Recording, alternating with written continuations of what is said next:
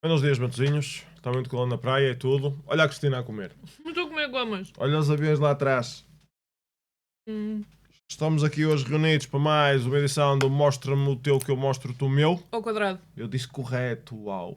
Calhou. Fantástico. Lá coisas fantásticas. Fenomenal. Temos vários e diversos livros, diversos tipos de feitios que lemos ambos os dois e em simultâneo. E em diferido. E ao mesmo tempo. Queres começar tu? Queres começar eu? Vamos falar pelo emprestado. Exato. Recebemos uns livros emprestados, tudo de BD para ler. Começámos por este, que é o mais fininho. Sean Tan, The Red Tree. Adorei. Achei livro de ilustração. Lindo. Muito deprimente a história em si. No início, porque depois mas fica depois bem. As últimas duas páginas... Se falarmos delas já é baita spoiler. Mas eu queria falar delas, Eu porque sei. quero justamente ter a discussão existencial contigo. Pronto, tem toda a ilustração que estamos habituados a Sean Tan. É só espetacular. Já tinhas visto cenas de Fontana que eu não conhecia. Já, a gente tem, não me lembro do nome do livro, aquele mais conhecido. Se for gerar o Goodreads. Pronto, é só espetacular. E é isto. Um dia mau. And things go from bad to worse, obviamente. É isto. É muito minimalista no texto, isto é normal nele. É mais ilustrações e mais do que ilustrações, exato. E então faz-nos pensar na cena toda. Apesar disto ser um livro fininho, pode demorar algum tempo a ler, para interiorizar. Falando do fim, porque tu queres falar do fim, é spoiler, ok? É spoiler. Então é assim, isto é sobre uma árvore vermelha, certo? E The o Red livro Tree. todo, todas as, sei lá, 16 páginas que o livro tem, pouquinho. é tudo se o dia está muito mau, se as coisas estão a acontecer muito mal e parece que vai cada vez a pior, é tudo assim muito negativo, muito oprimido e no final tens duas ilustrações que depois voltas a casa e tens uma árvore vermelha que pode crescer. E eu não percebi diretamente a metáfora, percebi que é uma coisa positiva qualquer, mas não percebi o que é que representava. E a Cristina viras para mim, tu não és romântico, tu não percebes. Eu não comecei a minha frase assim. O que é que uma árvore vermelha tem a ver com, disseste que representava esperança? Esperança, porquê? Porque é crescimento, representa a vida, tem a cor vermelha do coração. Então não devia ser verde? Não. A cor da esperança não é o verde? Não é gótico, quer ver? A cor da vermelho para mim é sangue. Na coisas... bandeira de Portugal. Esperança é a cor que tu quiseres, meu amor. Está bem? A referência das cores para a esperança na minha cabeça sempre foi verde. Para mim, o vermelho é vida. Tudo bem que está representado numa árvore que se calhar fazia mais sentido ser verde, mas eu não acho assim. Para mim, o vermelho, neste contexto, tudo muda, é vida. Portanto, ao final do dia, mesmo que esteja tudo muito a mal, para dizer outras coisas, há sempre aquela pontinha de esperança que as coisas fiquem melhores. E realmente melhoraram, neste caso. Se tipo tudo extremamente preto e depois tens uma cor e por acaso a cor era vermelha, ok, eu percebia, mas há várias cores durante o resto do livro. Há várias cores, mas elas são todas mais para o dark. Isto é a explicar a cena. Porque quando o dia começa, precisamente quando o dia começa, há estas folhinhas a caírem, estas folhinhas são pretas. Porque é escuro, tens a mente sem pensar nada. E cobrem tudo. Se calhar essas folhas escuro iniciais... engole-te. Sim. Se calhar essas folhas iniciais são das árvores anteriores que ela tinha pensado que estão a largar as folhas. Pode e ser. que não estão as coisas a ir como ela estava a pensar que fosse. É verdade. Portanto, faz uma ligação com o início, mas eu, da primeira vez que li, não fiz essa conexão. Não relacionei. Portanto, gostei do livro no geral, acho que as ilustrações são muito boas, mas pareceu-me demasiado focado na parte negativa e o final foi tipo duas imagens, ficam assim um bocado não muito explícitas que há uma parte positiva, que há luz ao fim do túnel. Pelo menos eu não recebi, achei que faltava ali uma coisa qualquer para Por exemplo, há muitas culturas, atingir melhor. incluindo a cultura chinesa, em que o vermelho é a melhor cor de todas. É aquela que traz prosperidade, que traz fortuna, que traz saúde, que traz alegria, essas coisas todas. Pode ter A relacionado. autora é australiana, se bem Sim. me lembro. O Sim. autor. Sim, Western Portanto, Australia. se calhar há aqui uma diferença cultural. É capaz. Não sei. Se calhar na Austrália o vermelho é só espetacular.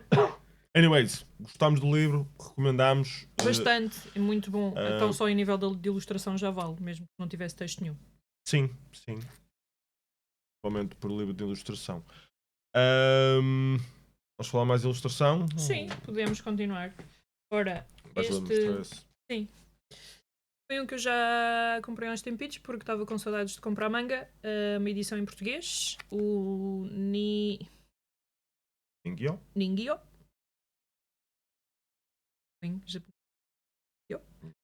Da Seinen Manga. Inspirado em folclore japonês. Tem aqui algumas parecenças com a história mais europeia de Pequena Sereias. Passa-se na floresta dos suicídios no Japão. Que é uma coisa muito lore japonesa já e muito ligada ao horror e thriller e Exato. É o cenas do folclore. Japão. E pronto, e obviamente que não é uma história feliz, mas eu gostei bastante. Assim, um spin meio interessante. Não é o que a gente quando começa a dizer, Não é o que a gente está à espera. é uma história sobre a Não. floresta dos suicídios. Não. Até porque ele vai com um propósito muito, muito específico à floresta. Ele vai tentar perceber porque é que o irmão se suicidou. Acaba por ser mais introspectivo, muito introspectivo, com um bocado de fantasia metido ao Sim. barulho do que um thriller de horror Sim. em si. Eu gostei bastante. O Ogata na altura comentou que há mais destes, portanto não sei se é bem uma série, se estão de alguma forma relacionados ou se são só baseados em folclore japonês. Não percebi, tenho que ir procurar. Gosta de manga, para quem diz-me, eu gostei. Os monstrozinhos. Sim. Não perdem tempo a ler o livro. É engraçado. É pequenino também. Rápido. Sim. Mais rápido que o outro. É de levar.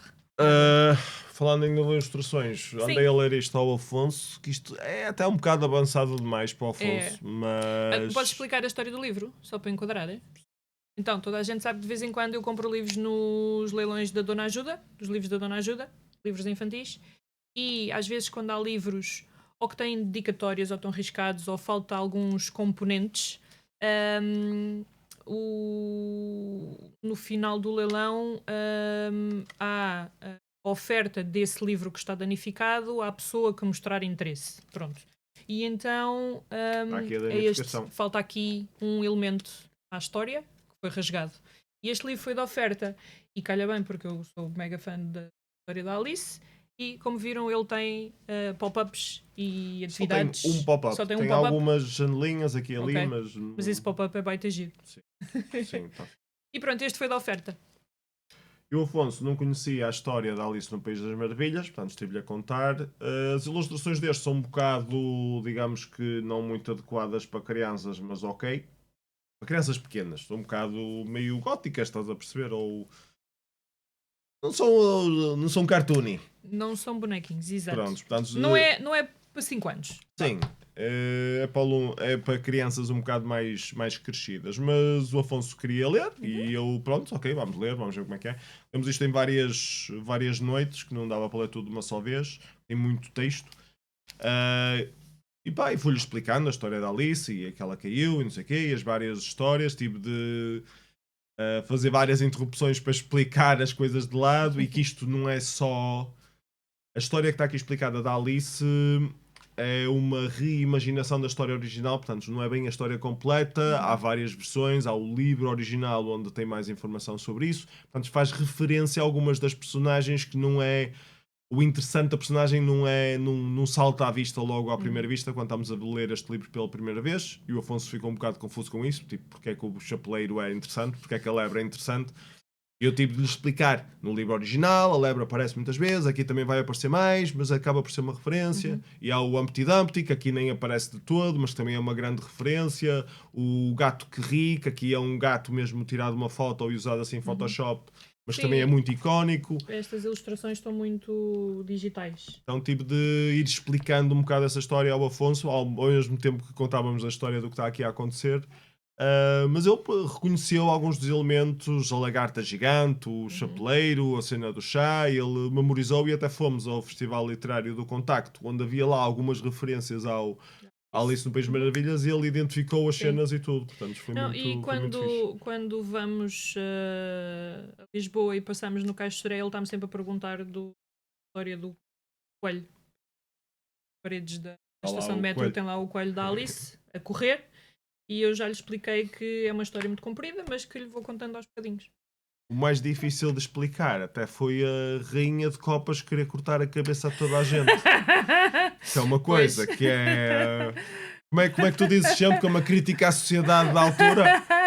Aquilo é a gozar com os ditadores, reis e rainhas que passavam-se da cabeça e queriam matar toda a gente. Mas agora, para explicar a uma criança que nunca viveu numa monarquia, nem sabe o que é que isso é, porque é que uma, Tem tempo. porque é que uma pessoa, porque é que todos idolatram aquela pessoa e que ela Tem só quer cortar tempo. cabeças aleatoriamente a toda a gente.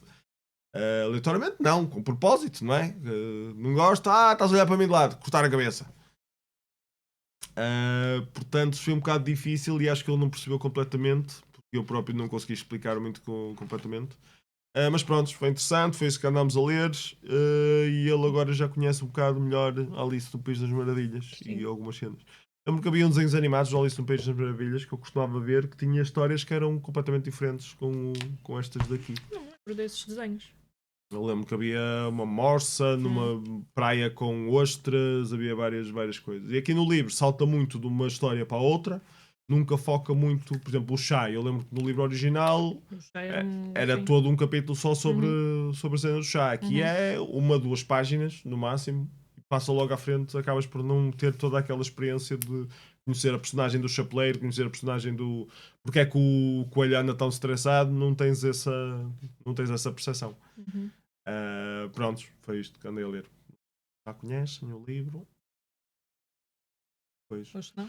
E agora, Pronto. outra coisa que eu ando a ler e que ainda não acabei, é o terceiro da série do Blue Ant, do William Gibson. Tenho lido os outros dois, já falei sobre eles aqui. Este é o Zero History. É um bocado na mesma onda, um bocado de espionagem, de thriller, espionagem ligada ao mundo do marketing. É interessante, no geral. A história é um bocado mais fácil de seguir do que o livro anterior. O livro anterior tinha 3 personagens principais, andava sempre a saltar entre várias. Este foca-se em 2 e as 2 andam muito juntas uma da outra, portanto é muito mais fácil seguir a história e ler a narrativa. Tirando isso, faz também referência a algumas das personagens da série anterior. Não é obrigatório terem lido a anterior, mas acham mais piada se reconhecerem as personagens aqui. Dos 2 livros, vai buscar personagens aos 2 livros anteriores. Estou a gostar, até agora ainda não acabei, falta-me um bocadinho aqui no final para acabar, mas estou a gostar até ver. Tem algumas tecnologia nova e reverente, que é sempre a assinatura do William Gibson. Ele fala sempre de alguma tecnologia e mete o drama à volta da tecnologia, mas usando a tecnologia como parte da história. Essa parte acho sempre interessante, especialmente sendo da informática e conhecendo a tecnologia por dentro. Portanto, gosto, recomendo, especialmente a quem gosta de thrillers e de cenas pseudotecnológicas. Acho Thrillers digitais é todo um há segmento. um subgénero Há um de thrillers subgénero. digitais. Falando de livros que estamos a ler, eu estou a ouvir o audiobook da Circe, que é retelling de mitologia grega. Ok. Está a ser bastante engraçado. De mitologia grega. Ainda não acabei Certíssimo. também. É isso. É isto. É isto que nós andamos a ler. Ao quadrado. Ao quadrado. Porque lemos ambos os dois em simultâneo e ao mesmo tempo, mas em separado. Sim. Pronto. E vocês, digam-nos o que é que andam a ler, escrevam aí nos comentários em baixo, essas coisas todas. De resto, não percam o próximo episódio. Nós também não. Tchau.